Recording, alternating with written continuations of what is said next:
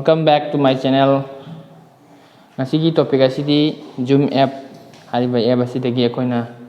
meeting ID amdi password hapaga karamna meeting join tawni habado asi video asigi matengdagi mayamda share tawjaramge kada Play Store haiba app adu changaga search button da changaga Zoom maina type tawbiro Zoom maina type tawbiraga ID handagi Zoom app se download tawduna leirabanina open ana thole aduga atapa aisi now sing download tawdaba oi targadi install ana thorkani aduga install do nama matungda download tawra matungda Zoom gi wa Zoom download tawra loira matungda site hoji agi show tawri sumaina open ana option ana thorkani open sina koina type tawbiro click tawra matungda asiga mathakta new meeting join schedule share screen ne lei asiga koina join tawba taragadi join gi plus button sida click tawbigadabani aduga asiga asidi handagi aina join tawna leibanina magi kano si dum thokna leibai ta aduna meeting ID se ani adomadamna jawgodaba ID to koina asiga ibigadabani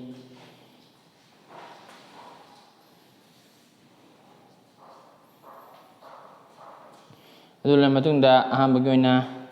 ming isagi ming thambigera natraga wangni mamingda dum thamangera du isagi apamani dum ai suppose oina a na dum ming hapcharage ase first time isina mathangda iba mathau taroi iba mathau ta duse only for Zoom gi ID and password to ni iba mathau ta duse jawbo khudingi aduga mayam haijaramge Zoom da akoina meeting tawdibasi hauji suppose pung 3 ta hongni ai tari pung 3 ta jenga 3 makhai haidi meeting nuna pung 3 makhai bo oini hai tari pung 3 makhai da losangadabani manamdi kaino da Zoom app to tawribasi live ni atopa haidi asi loraga haidi pung 10 da I jengjage tongana adu leite recording tawgibo oi tardi jengbaja adu busidi live ni na jengbaja aduna mana piriba haidi Zoom tawriba miduna piriba timing duga changaga koina Zoom si akoina jawba jagani adu sel loraga iraba matungda ase makada join ana leise join he nambiro na matungda prepare meeting ai leni adu loraga password hapwani adu company dugi mi natraga mi dugi Zoom ID dugi password to do type to bigadabani type to matungda okay namudabani okay na matungda asi ngasagi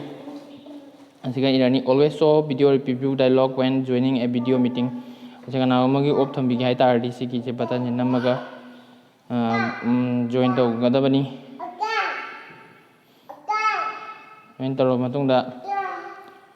main thorani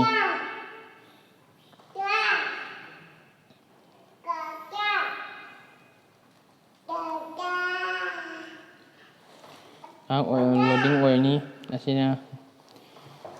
admin dune accept tawra matungda koi video si show lani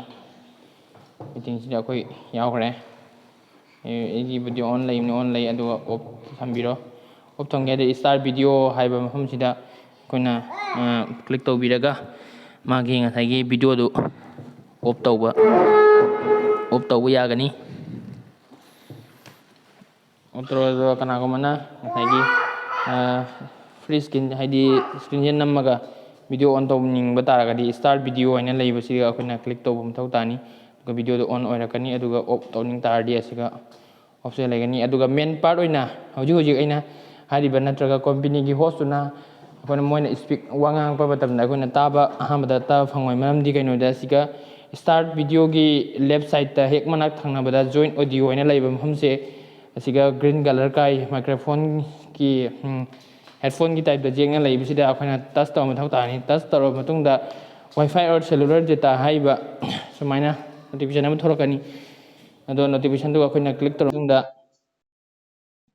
असिगा mood N थोरकपसे microphone जे होय canola अनि microphone पुरा जे यदुगा कईगुंबा असि जे थोरक मतमदा मी दुगी वांगांग बदो ताबा फंगनी अदगिदी asi je ngasagi mood aina lebasiga akoina amuk nam taragadi cross sign pirakani cross sign ina kaino da akoina wangangi bana taga jumda tawri bomong bataw mayam na makondo ID ꯑꯃꯨꯛꯇ ꯍꯥꯏꯗꯤ ꯇꯥꯗꯅꯕꯒꯤꯗꯃꯛꯇ ꯑꯁꯤꯁꯦ ꯑꯩꯈꯣꯏꯅ ꯊꯝꯕ ꯗꯔꯀꯥꯔ ꯑꯣꯏ ꯑꯗꯨꯕꯨ ꯋꯥ ꯉꯥꯡꯕ ꯃꯇꯝꯗ ꯑꯁꯤꯁꯦ ꯑꯃꯨꯛ ꯀꯩꯅꯣꯁꯤꯒ ꯀ꯭ꯂꯤꯛ ꯇꯧꯔꯒ ꯃꯥꯏꯀ꯭ꯔꯣꯐꯣꯟꯁꯤ ꯑꯣꯟ ꯇꯧꯔꯒ ꯑꯩꯈꯣꯏꯅ ꯋꯥ ꯉꯥꯡꯕ ꯌꯥꯒꯅꯤ ꯑꯣꯐ ꯇꯧꯅꯤꯡꯕ ꯇꯥꯔꯒꯗꯤ ꯑꯁꯤ ꯑꯃꯨꯛ ꯅꯝꯃꯒ ꯑꯣꯐ ꯇꯧꯕ ꯌꯥꯒꯅꯤ ꯑꯁꯨꯃꯥꯏꯅ ꯑꯩꯈꯣꯏꯒꯤ ꯖꯨꯝ ꯑꯦꯞꯁꯤꯒ ꯑꯩꯈꯣꯏꯅ ꯖꯨꯝꯗ ꯐꯝꯅ ꯍꯧꯖꯤꯛ ꯑꯣꯟꯂꯥꯏꯟꯗ ꯇꯧꯔꯤꯕꯗꯨ ꯂꯥꯏꯚ ꯑꯣꯏꯅ ꯑꯩꯈꯣꯏꯅ ꯇꯥꯕ ꯐꯪꯒꯅꯤ ꯑꯗꯣ ꯉꯁꯤꯒꯤ ꯇꯣꯄꯤꯛ ꯑꯁꯤꯅꯤ ꯑꯗꯨ ꯃꯌꯥꯝ ꯑꯁꯤꯗ ꯀꯔꯤ ꯀꯣꯃꯦꯟ ꯄꯤꯅꯤꯡꯕ ꯑꯃꯗꯤ ꯑꯋꯥꯠ ꯑꯄꯥ ꯂꯩꯔꯒꯁꯨ ꯑꯀꯣꯏꯕ ꯉꯥꯡꯈꯤꯕ ꯂꯩꯔꯒꯁꯨ ꯑꯗꯨꯝ ꯀꯣꯃꯦꯟ ꯄꯤꯕꯤꯔꯛꯎ ꯑꯁꯤꯔꯒ ꯉꯁꯤ ꯇꯣꯄꯤꯛ ꯑꯁꯤ ꯃꯇꯥꯡ ꯑꯁꯤ ꯂꯣꯏꯁꯤꯟꯖꯔꯦ ꯑꯩꯒꯤ ꯚꯤꯗꯤꯑꯣ ꯑꯁꯤꯕꯨ ꯃꯄꯨꯡ ꯐꯥꯅ ꯍꯧꯖꯤꯛ ꯐꯥꯎꯕ ꯌꯦꯡꯕꯤꯕꯒꯤꯗꯃꯛꯇ ꯃꯌꯥꯝꯕꯨ ꯍꯥꯏꯅꯤꯡꯉꯥꯏ ꯂꯩꯇꯅ ꯊꯥꯒꯠꯆꯔꯤ ꯊꯦꯡꯛ ꯌꯨ